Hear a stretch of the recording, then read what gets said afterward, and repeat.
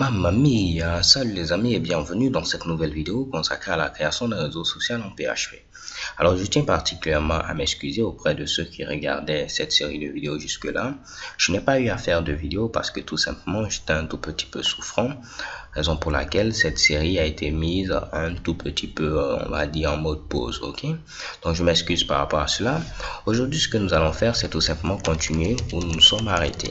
Lorsque je tape ici Mercury Series et que je mets ici le mot de passe 1, 2, 3, 4, 5, 6, automatiquement je suis connecté et vous voyez que je suis redirigé vers la page profile.php, ok, ou tout simplement profile.php pour les amoureux de la langue de Shakespeare. Mais nous avons un tout petit problème, c'est quoi? Pour l'instant, cette page n'existe pas, donc nous allons la créer. Mais on ne va pas rentrer dans les détails, on va s'intéresser plutôt aux filtres. Les filtres vont nous permettre de faire quoi? À ce niveau-là, la page de connexion, elle pourra être affichée si et seulement si aucun utilisateur n'est pour l'instant connecté. Si un utilisateur connecté, il tente ici d'accéder à la page de connexion, on doit le rediriger vers sa page de profil par exemple. Également, au niveau de la page d'inscription, on ne doit accéder à cette page si et seulement si on est un visiteur. Si on constate qu'il y a déjà un utilisateur connecté, automatiquement, il faudra le rediriger vers sa page de profil. Ok, il est déjà connecté, pourquoi il veut encore s'inscrire? Donc on va mettre en place des filtres qui vont nous permettre de pouvoir vérifier ces différents Mitsubishi et rediriger l'utilisateur en conséquence. Donc pour ce faire, rien de bien compliqué, je me rends au niveau de mon éditeur de texte. À ce niveau, au niveau du dossier views, je vais créer un nouveau fichier profile.view.php. Donc je mets ici profile.view comme ceci, .php. Donc je vais rapidement copier ce que nous avons au niveau de login.php, vu que je suis vraiment très paresseux. Je vais coller cela et on n'aura pas ici tout ce contenu là, ok. Donc je vais enlever cela. En lieu de mettre connexion, pour l'instant on va mettre page de profil. Donc je mets ici page de profil. Donc ce sera également page de profil. Bien sûr on va venir après modifier tout cela, mais comme je vous l'ai dit dans cette vidéo, on va s'intéresser seulement aux filtres. Donc là, j'ai mis page de profil. Au niveau également de la racine, je dois créer un nouveau fichier qui aura pour nom ici profile.php. Donc je mets ici profile comme ceci, .php. Là également, je copie ce que nous avons au niveau de index.php. Pourquoi pas? Je vais le copier et le coller maintenant au niveau ici de profile.php. Donc en lieu d'inclure index.view.php, on va inclure ici profile.view.php. Rendons-nous rapidement au niveau ici de notre page. Je tente ici d'actualiser. Ok, tout est parfait. Je reviens au niveau de connexion.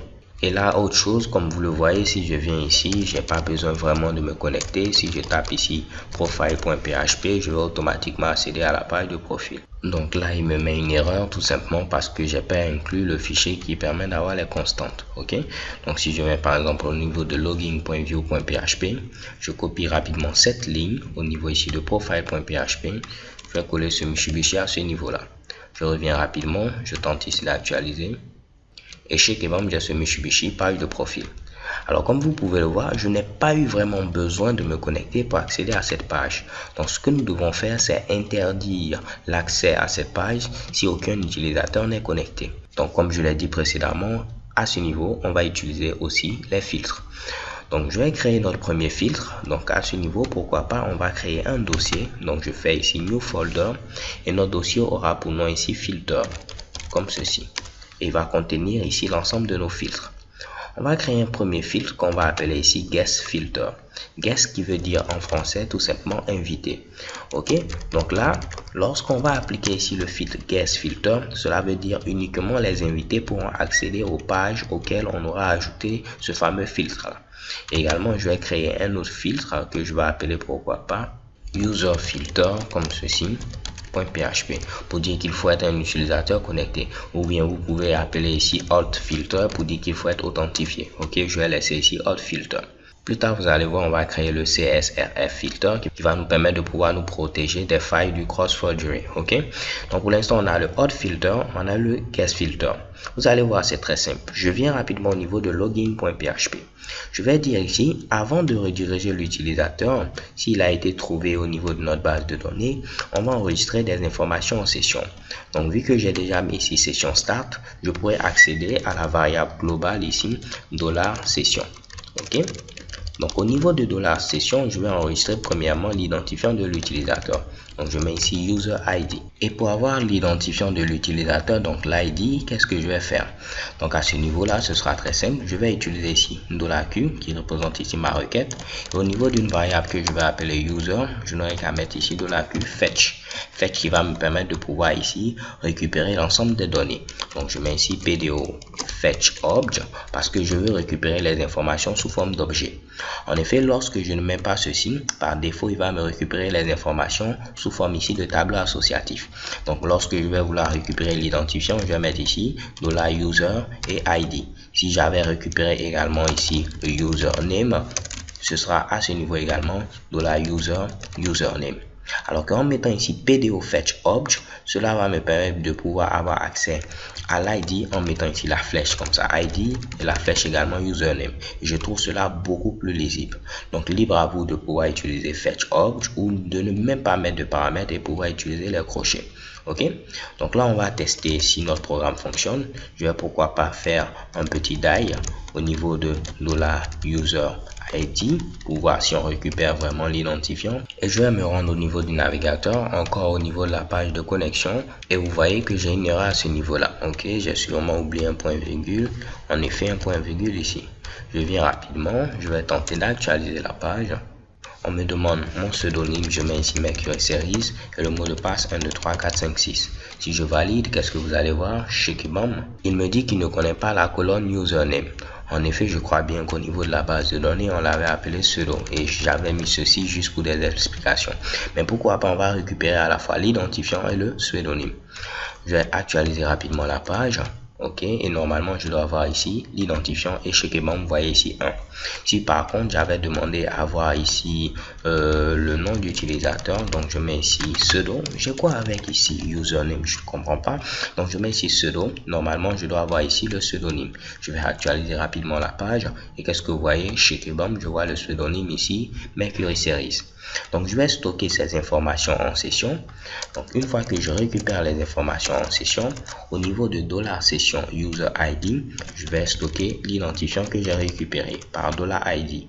Je vais copier de même cette ligne, la coller à ce niveau, stocker le pseudonyme et je vais mettre ici $user pseudo. Ce que vous devez savoir, ce que vous stockez au niveau de $session, vous pourrez accéder à ce Mitsubishi sur chacune des pages. Donc les sessions vous permettent de pouvoir passer des informations de page en page.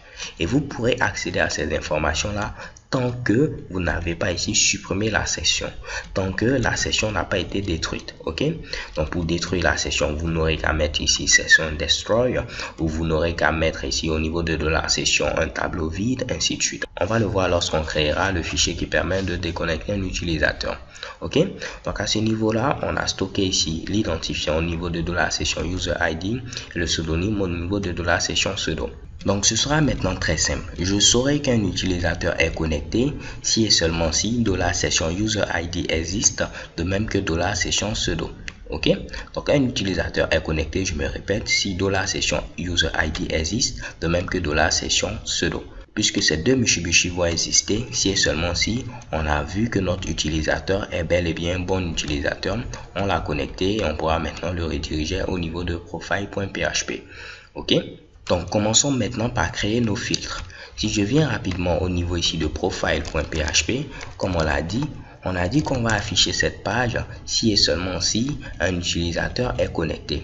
Si aucun utilisateur n'est connecté, on ne va pas afficher ici cette page. Donc ce que je vais faire, c'est venir rapidement au niveau de profile.php et rajouter à ce niveau quoi. Je vais mettre pourquoi pas tout juste en haut un petit include. Rentre dans le dossier filters et tu vas trouver le fichier hotfilter.php. Cela va permettre de dire cette page doit s'afficher si et seulement si l'utilisateur est authentifié, il est connecté. Ok, donc je vais au niveau de hotfilter et qu'est-ce que je vais mettre? Je vais mettre ici PHP et on va maintenant voir ce qu'on va mettre. Je vais dire tout simplement si $session, ok, donc je vais mettre ici $session user ID n'existe pas. Vous pouvez donc rajouter ici un petit i7 si vous le voulez.